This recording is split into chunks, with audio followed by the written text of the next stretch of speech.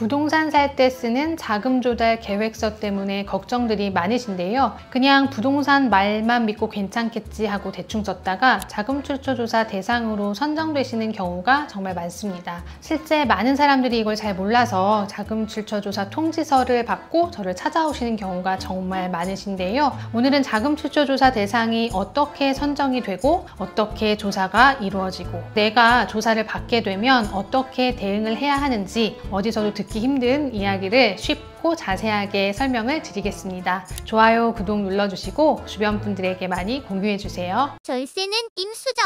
세무사님, 자금 출처 조사가 무섭다고 엄청 말들이 많잖아요. 이게 왜 무서운 건가요? 자금 출처 조사, 말 그대로 자금의 출처가 어디서 났냐 이런 걸 조사하는 건데요. 돈이 어디서 나왔는지 확인을 하는 거예요. 돈 어디서 났을까요? 아마 둘 중에 하나일 거예요. 내가 벌었거나 누구한테 받았거나. 자금 출처 조사는 종합소득세나 증여세 신고에 대한 자동 검증 시스템이라고 생각이 돼요. 내가 번 소득보다 종합소득세 신고를 덜 했거나 증여를 받았는데 증여세 신고를 누락했거나 이런 것들이 당장의 세금을 줄일 수는 있겠지만 그렇게 쌓인 원천으로 자산을 취득했을 때 이 모든 문제점들이 수면 위로 드러나게 되는 거죠. 그 부분들이 쌓여서 나중에 한 번에 터지기 때문에 상당한 가산세 부담도 따라오게 되는 거고요. 갑자기 궁금한데요. 가산세는 얼마나 나오나요? 가산세는 일단 증여세가 됐든 소득세가 됐든 신고를 하지 않았다면 무신고 가산세가 20% 적용이 되고 과소신고를 했다면 과소신고 가산세 10%. 그리고 이게 좀 무서운데 납부지형 가산세가 지금 현재 기준으로 1일 만분의 2.2가 적용이 되는데 이걸 연간으로 따지면 한 8% 정도 되는 것 같아요. 이게 한 5년 정도 지난 시점에 조사가 된다고 하면 1년에 8%씩 40%가 납부지형 가산세가 붙잖아요. 그래서 본세보다 이제 가산세가 붙으면 막 2배도 나오고 이런 게 좀 무서운 것 같아요. 2배씩 더 나올 수도 있다는 거죠? 그런 경우 보기는 했어요. 이제 한참 지난 것들이 이제 나중에 문제가 됐을 때는 이제 무신고 가산세에 납부지형 가산세가 연간으로 계속 붙기 때문에 가산세 부담도 만만치 않습니다. 실제 자금 출처 조사를 진행해 보면 진짜 다양한 사례들이 나오게 돼요. 꼭 부동산을 취득한 게 아니라고 하더라도 소득 신고가 전무한 사람이 갑자기 금융재산이 수십억이 되는 경우 아니면 보유 주식이 급격하게 증가하는 경우 이런 분들 조사해보면 상당수의 경우 누군가의 차명 재산인 경우가 많습니다. 명의자의 자금 출처 조사를 통해 실소유자가 밝혀지고 그 소유자에 대한 조사가 이루어지죠. 조사 과정에서 실소유자와 명의자가 나오게 되면 조사가 쉽게 끝나긴 힘들겠죠. 차명 재산이 나오면 그 재산이 부동산이든 주식이든 예금이든 이게 많은 문제들이 발생해요. 이건 세금 문제뿐만이 아니라 관련 법령 위반으로 그 관련 기관에 통보도 되고 이게 주식이라면 주식 명의신탁 증여이제 이슈가 발생을 하고 예금이라면 증여 추정으로 증여세가 과세될 수 있어요. 만약 운이 좋게도 이게 증여가 아니라는 걸 입증을 한다고 하더라도 금융실명법에 따라서 그 차명계좌에서 발생한 금융소득은 99%가 세금으로 내게 됩니다. 세무사님 말씀해 주는 걸 들으니까 자금 출처를 확인하면 세금 신고를 제대로 했는지 검증이 쫙 되는 거잖아요. 결국 내가 돈을 벌었어도 신고를 제대로 안 해놓으면 부동산이든 주식이든 내 명의로 할 수 있는 게 없다 이런 결론이 나는 것 같아요. 근데 저 궁금한 게 있는데요. 세무조사를 해서 아까 잠깐 얘기하셨던 차명재산 이런 게 되게 많이 걸린다고 하는데 이거 어떻게 걸리는 건가요? 보통은 금융조사를 통해서 많이들 확인이 돼요. 차명이라는 건 말 그대로 명의만 빌려준 거잖아요. 그 언젠가는 그건 최종 귀속자에게 해당 자금이 돌아가게 되어 있어요. 제가 봤던 사례인데요. 그분은 이제 다주택자셨고 취득세 중과 그때 당시 종부세도 중과되고 양도세 중과 이걸 이제 피하고자 무주택자였던 지인 명의를 이용해서 부동산을 취득하셨어요. 그리고 또 양도를 하셨죠. 주택 가격이 많이 오르던 시기라서 2.5배 이상 시세 차익을 보고 양도를 하셨어요. 그리고 그 양도 대금으로 본인 명의의 이제 다른 상가, 꼬마 빌딩 취득하셨는데 꼬마 빌딩 취득하시면서 그때 그 주택의 양도 대금이 그대로 흘러 들어가게 됐던 거죠. 그래서 이제 자금 출처 조사를 받게 되었고 금융조사하는 과정에서 명의신탁 사실이 다 밝혀진 거죠. 양도 대금으로 받은 자금이 고스란히 상가의 취득 자금에 사용된 사실이 전부 확인이 되었으니까요. 비슷한 사례 하나 더 말씀을 드리면 이건 상속세 조사하면서 차명재산이 나와서 세금이 좀 많이 추징되었던 사례인데요. 돌아가시기 한 4년 전쯤에 피상속인의 계좌에서 수표가 출금되었던 내역이 있었어요. 이제 수표 추적을 해보니까 수표 입금된 분에게 입금 사유를 좀 확인을 했고, 그분이 이제 부동산 양도한 대금으로 수표를 수령하셨다고 확인을 주셨어요. 그런데 그 시점에 망자의 명의로 취득된 부동산은 없었고, 그 부동산의 물건지는 피상속인 동생의 명의로 취득한 자산이었어요. 여기까지 보면 셋 중에 하나일 거예요. 동생이 부동산 사는데 형이 조금 자금을 증여를 해줬거나, 아니면 돈을 좀 빌려줬거나, 아니면 명의신탁이었거나, 셋 중에 하나일 텐데, 그 과정에서 동생분은 본인이 부동산 살 때 형한테 좀 빌린 돈이다 이렇게 소명을 하셨어요. 그런데 부동산 취득 이후 매년 그 재산세라든가 이게 보유세가 나가잖아요. 그게 다 그 피상속인의 계좌에서 출금된 게 확인이 됐고, 전세금의 차액, 그 금액이 피상속인의 계좌로 그대로 들어오더라고요. 이런 모든 것들이 이제 명의신탁 재산임이 확인이 되는 사항들이죠. 세금 줄이려다가 나중에 폭탄을 맞는다라고 하는 게 바로 설명해 주신 이런 사례 같아요. 근데 세무사님, 자금 출처를 마련하기 위해서 소득을 꾸준히 신고를 했어요. 근데 이렇게 신고를 하고도 나중에 증여세 폭탄을 맞게 된다, 이런 얘기를 들었는데, 이런 건 왜 그런 건가요? 현금은 그 꼬리표라는 게 없잖아요. 그런데 모든 자금을 관리하실 때 돈에 꼬리표를 단다고 생각하고 사용하시면 자금 관리하시는 데 도움이 되실 것 같아요. 돈에 꼬리표를 달지 않고 사용해서 증여세가 추징되었던 사례를 소개 하나 해드릴게요. 법인통합조사랑 사주분들의 자금 출처 조사가 함께 진행되었던 건이에요. 이런 조사가 진행되면 대부분 금융조사가 함께 이루어지는데요. 해당 법인에서 출금된 자금이 대표자 자녀의 부동산을 취득하는 데 쓰여진 사실이 확인이 되었어요. 그런데 그분들이 주장하시는 바는 자녀가 수년간 부동산 임대소득이 발생을 했고, 그 소득이 원천이 다 되기 때문에 이건 증여가 아니다, 이렇게 이제 소명을 하셨어요. 내용을 들어보니 금융기관 그 PB센터에서 상담을 받고 10여 년 전에 수익형 부동산을 자녀에게 증여를 하셨고, 거기서 발생하는 임대소득은 자녀의 원천이 되기 때문에 그 부분은 축적이 되면 그 자금으로 자녀 명의의 아파트를 취득하셔라, 그럼 문제가 안 된다, 그렇게 컨설팅을 받고 실제 그렇게 이행을 하셨던 거죠. 그럼 이 상황은 어디서 문제가 발생한 걸까요? 금융기관 PB센터에서 컨설팅까지 받았고, 수익형 부동산, 상가나 이런 거 같은데, 그거를 사전에 증여까지 해가지고 자녀 명의로 세금도 다 내셨을 거고, 문제가 생길 만한 게 없을 것 같거든요. 그 자녀는 실제 임대소득을 정상적으로 신고한 사실은 확인이 되었어요. 그렇게 임대료를 받은 자금이 차곡차곡 쌓여서 그 자금으로 아파트를 취득했으며 문제가 없었을 텐데, 그 임대료는 수령함과 동시에 어디론가 쓰여졌고 남아있는 잔액이 없었던 거죠. 그리고 실제 아파트를 취득 시 쓰여진 자금은 명백하게 법인의 자금이 흘러들어갔어요. 이래서 문제가 발생한 거예요. 이 법인에서 나온 그 자금이 자녀의 임대소득이었다는 사실을 그 입증이 안 되잖아요. 부모님이 자녀에게 증여를 해주고 그 돈을 관리해 줄 수는 있겠죠. 특히 자녀가 미성년자의 경우에는 더 그렇고요. 실제 증여를 하고 신고까지 했으면 그 돈은 자녀의 돈인 거예요. 그걸 잊지 않으셨으면 좋겠어요. 자녀 명의 계좌로 계속 관리를 해주시고 그 돈에 꼬리표를 달아 사용하시면 추후 이런 문제가 발생할 일이 없겠죠. 이야기들을 들어보니까 일단 조사받는 게 사실 좀 무서워요. 자금 출처 조사를 안 받는 게 중요한 것 같은데, 한간에는 자금 출처 조사 안 받으려면 주택을 경매로 취득하면 된다, 이런 얘기들이 있거든요. 그 경매로 취득하면은 자금 출처를 안 받는다, 이게 사실인가요? 아니요, 틀린 얘기예요. 아마도 그 부분이 자금 조달 계획서 때문에 이제 잘못 이해하시고 계신 분들이 많은 것 같아요. 자금 조달 계획서의 제출 대상이 아니라고 해서 자금 출처 조사 대상에서 제외되는 건 아니에요. 현재 기준으로 자금 조달 계획서 제출 대상은 법인이 주택을 매수하는 경우, 아니면은 거래가액 6억 원 이상의 주택을 매수하는 경우, 조정 대상 지역에서는 이제 금액하고 상관없이 이제 주택을 매수하는 경우, 이럴 때 이제 자금 조달 계획서 제출 대상이 되는데요. 그런 경매로 주택을 취득하거나 조정 지역 외 6억 미만의 주택을 취득하거나 주택이 아닌 상가를 취득하는 경우에는 아예 자금 출처 조사 대상이 안 될까요? 그건 아니겠죠. 자금 출처 조사 대상으로 선정되는 기준은 이게 PCI 분석 시스템이라고 해서 그걸 이용해서 이제 취득가액 대비 신고한 소득 등이 부족할 때 선정이 돼요. 이 PCI 시스템은 이제 많이들 들어보셨을 것 같아요. 이건 이제 소득 지출 분석 시스템으로 불려지고 있는데 취득한 자산 대비 신고한 소득 등이 적을 때 자금 부족액이 발생을 하고 그거에 대해서 이제 자금 출처 조사 대상에 선정되는 시스템이거든요. 이거는 자금 조달 계획서 제출 대상과는 무관해요.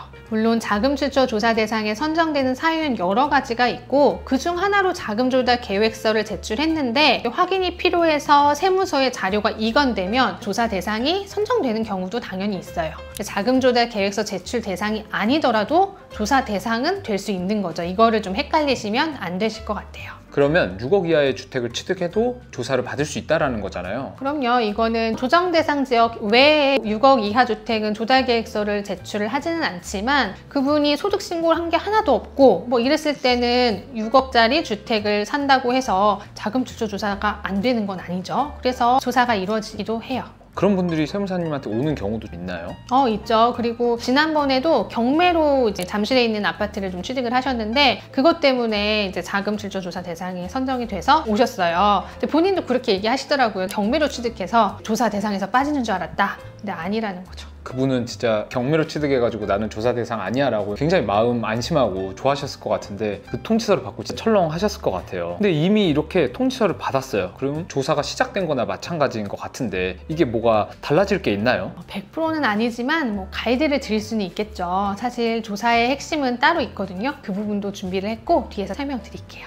세무사님, 그럼 조사 자체를 안 받는 게 제일 좋을 것 같아요. 안 받으려면 어떻게 해야 되나요? 현행 PCI 시스템 하에서는 평소 그 재테크 하는 것처럼 그 세금도 꾸준히 관리해 주시는 게 중요한데요. 내 명의로 재산을 증식시키기 위해서는 평소 나의 소득에 대한 신고를 좀 정확히 하고 소비는 줄이시는 게 좋겠죠. 소득 신고를 아무리 많이 한다고 하더라도 소비를 한 부분은 차감이 되니까 그 부분이 원천으로 인정이 되고요. 그리고 본인이 신고한 소득 대비 너무 과다한 금액을 자산을 취득하는 건 자금 출처 조사 대상에 선정될 확률이 매우 높아지겠죠. 자산을 취득하기 전에 그 취득하려는 자산가액 대비 나의 소득에서 소비를 차감한 금액 고려해 보시고 자금 부족액이 얼마나 되는지 한번 검토를 해 보시기를 권유드려요. 부족한 부분은 최대한 금융기관 대출을 활용하시는 편도 좋을 것 같습니다. 금융기관 대출로도 부족한 부분은 보통 뭐 부모님과의 차용증을 쓰거나 이렇게들 많이들 해결을 하시는데요. 차용증 잘 써두더라도 그 차용 금액과 이자를 감당할 만한 소득이 발생하지 않는다면 그 부분은 인정받기는 어렵고요. 차용증이 뭐 만능은 아니네요. 아니에요. 그 차용증이 문제가 되는 경우도 종종 있어요. 그럼 세무사님,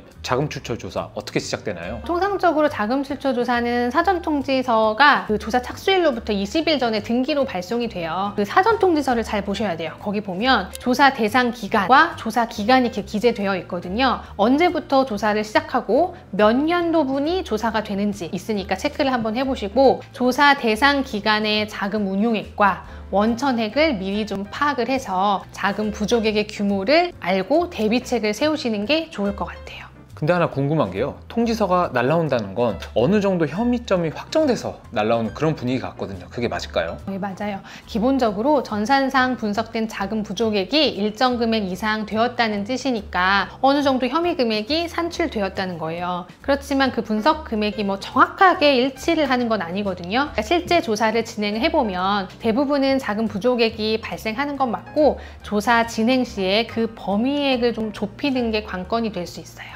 그 범위액을 좁힌다라는 게 진짜 핵심인 것 같아요. 근데 일반인이 그걸 사실 좁힐 수는 없고 뭔가를 대처를 좀 잘 해야 될 것 같은데 일반인들 입장에서는 어떻게 대처하는 게 가장 좋을까요? 자금 출처 조사 뭐 안 받는 게 제일 좋겠지만 받게 되면 일단 대응을 잘 해서 최소한의 세금을 납부하는 게 중요하겠죠. 이거는 개개인의 상황이 다 다르시기 때문에 세무 대리인과 본인 상황에 맞는 대책을 세우시고 그 논리대로 소명 자료를 잘 작성하셔서 대응을 하셔야 될 것 같아요. 그 자금 부족액을 부족액을 최대한 소명을 해서 부족액의 범위를 줄이고 범위 안에서 가장 세금이 적게 나오는 방안을 모색해서 최대한 객관적인 증빙 자료를 좀 첨부하고 그 방향대로 소명을 하시는 게 중요할 걸로 보여요. 그러니까 제출해야 할 서류도 미리 좀 준비를 다 해두시고요. 이게 아까 드린 질문인데요. 이미 터졌어요. 오면 뭐 해결책이 있나요? 그 해결책을 찾아 드리는 게 제 일이겠죠. 내야 될 세금을 뭐 아예 안 내게 해드려요. 뭐 이런 건 거짓말이고요. 나온 범위 안에서 최대한 수습을 하고 가장 적은 세금을 내고 조사가 일찍 끝나게 도와드릴 수는 있죠. 사실 제일 걱정하시는 부분이 그 조사 기간이 좀 길어지는 거예요. 조사 기간이 연장되거나 조사 범위가 확대되거나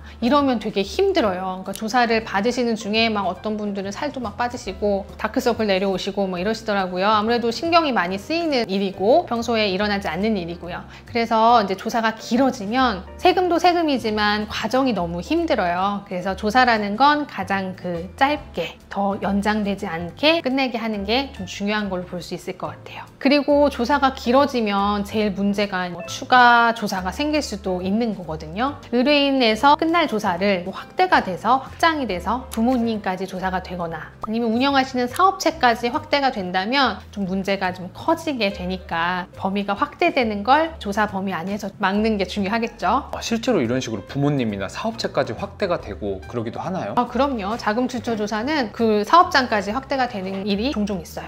그래서 세무조사가 진짜 무서운 거네요. 근데 세무사님은 국세청에 있을 때 자금 출처 조사를 직접 하셨잖아요. 혹시 세금을 하나도 안 내고 뭐 빵원, 혐의 없음 뭐 이런 식으로 무혐의로 끝나는 경우도 있을까요? 네, 있어요. 자주 있는 일은 아니지만 경우에 따라서는 국세청에서 파악되지 않은 원천이 되게 클 수 있거든요. 이를테면 주식이나 채권 매매 차익은 그걸 다 파악할 수가 없어요. 그리고 대표적으로 한참 좀 많이 나왔던 건데 코인 하셔서 빵 터지신 분들, 그렇게 코인 투자 수익을 이제 부동산 취득하시면 이분 신고된 소득이 없으니까 이제 자금 출처 조사 대상에 선정이 되는데 그런 것들이 다 확인이 되면 세금이 고지가 되지 않고 종결이 되는 거죠. 그래서 이제 케이스별로 이런저런 사례들이 나올 수 있으니까 너무 이제 걱정만 하지 마시고 요청 자료에 대해 성실하게 자료 제출하셔서 조사 기간 내에 조사가 종결될 수 있도록 하는 편이 좋으시겠죠. 그리고 조사 과정에서 부채로 인정이 되었던 금액, 뭐 근저당 채무라든가 보증금 같은 거 있으실 거예요. 그거는 부채 사후 관리를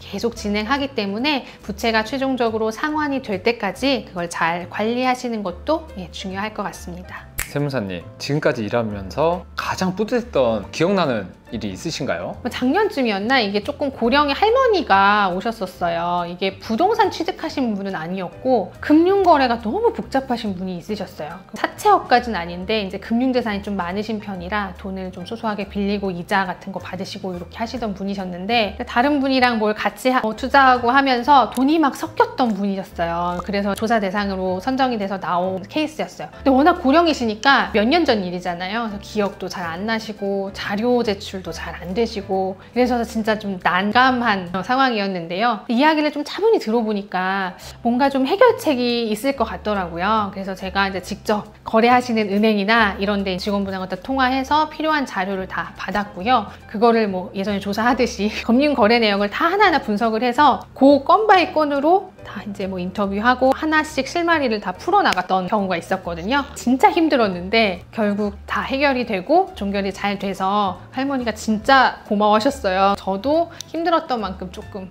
뿌듯한 기억이 있었고요. 절세는 임수정. 제가 지금까지 뭐 자금 출처 조사 사례라든가 뭐 여러 가지 설명을 드렸는데요. 평소에 이제 자금 관리나 이런 것들을 하시면서 어떻게 하시면 좋을지 3가지 정도로 간추려서 설명을 좀 드려보도록 할게요. 첫 번째, 평소에 세금 신고를 좀 성실하게 이행하시는 게 나중에 세금 폭탄을 막는 방법이에요. 어떻게 보면 이게 원론적인 얘기긴 한데요. 신고한 소득이 본인의 자금 원천으로 차곡차곡 쌓인다는 사실을 기억하셨으면 좋겠어요.